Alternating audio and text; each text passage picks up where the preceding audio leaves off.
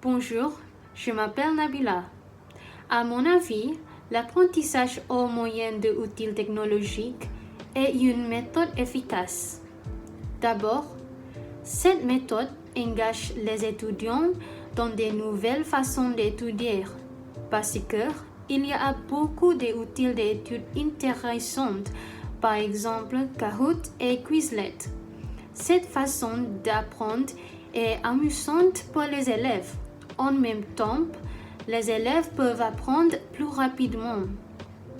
Ensuite, l'évaluation et le classement sont facilités par l'utilisation d'outils technologiques.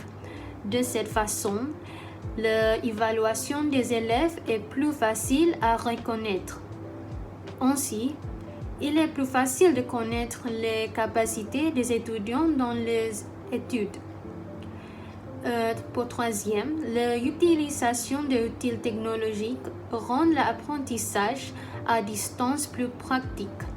Par exemple, pendant cette pandémie, de nombreux enseignants utilisent ces méthodes pour enseigner aux élèves. Cette méthode remplace la méthode traditionnelle parce qu'elle est en moyenne efficace pour les élèves et les enseignants. En fait, l'apprentissage au moyen d'outils technologiques facilite la vie des étudiants. Les étudiants peuvent accéder à de nombreux sites web et livres en ligne pour les aider dans leurs études. Par exemple, les étudiants universitaires peuvent accéder à Google Scholar pour obtenir des références académiques. Cela leur facilite la tâche. Pour le dernier point, l'apprentissage par l'utilisation d'outils technologiques est bon pour l'environnement. En utilisant cette façon, nous ne gaspillerions pas de papier et également les arbres seraient conservés. Tant que les gens utiliseront des outils technologiques, cela apportera des avantages à l'environnement. C'est tout pour aujourd'hui et merci beaucoup. Bonjour et salut à tous. Aujourd'hui avec moi, je suis Afrina. Je vais parler de l'apprentissage avec des méthodes classiques et mieux que l'apprentissage via les outils technologiques. Je vais commencer là. Selon moi, l'apprentissage doit se faire avec des méthodes plus classiques, avec un livre, avec un stylo, dans un cours, parce que premièrement, les gens paient plus d'attention à ce qu'ils apprennent, je disais comme ça parce que avec l'apprentissage via les outils technologiques, via les outils numériques, électroniques, ils seront facilement distraits par les notifications, par les messages qu'ils ont reçus.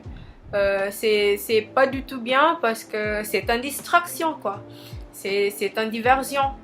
Et du coup voilà, c'est pas du tout bien. Et ensuite, c'est difficile d'oublier le sujet qu'on a appris avec cette méthode parce qu'il y aura les livres et les notes qu'on a fait dans le cours avec le professeur, avec les apprentissages. Et du coup, c'est plus facile de relire et de réviser ce qu'on a fait en cours quand on est rentré chez nous. Et ensuite, quand on parle des méthodes classiques, on a su qu'il y aura toujours les connexions entre les professeurs et les élèves, les étudiants. Donc, cet lien entre le professeur et les élèves, créer une compréhension qui aide à motiver les élèves d'essayer plus fort. D'accord? Et le quatrième, cette méthode permet les étudiants d'améliorer la compréhension, la mémorisation et la capacité des élèves à résoudre des problèmes. J'ai dit comme ça parce que quand on fait quelque chose, avec la méthode classique, on fait quelque chose dans le cours, Surtout dans le cours, on va regarder, on va entendre ce que le professeur dit. Et après, on va écrire, on va payer d'attention, d'accord? Et comme ça, on peut se souvenir ce qu'on a fait. Et d'ailleurs, comme le disait Confucius, j'entends, j'oublie, je vois, je retiens, je fais, je comprends. Voilà. Finalement, d'après moi, cours en distance ou cours en ligne est un peu compliqué parce que tous n'ont pas les moyens d'accès à Internet.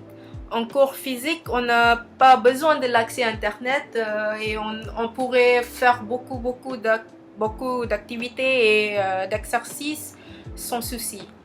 Bref, il n'y a que du bon. Merci.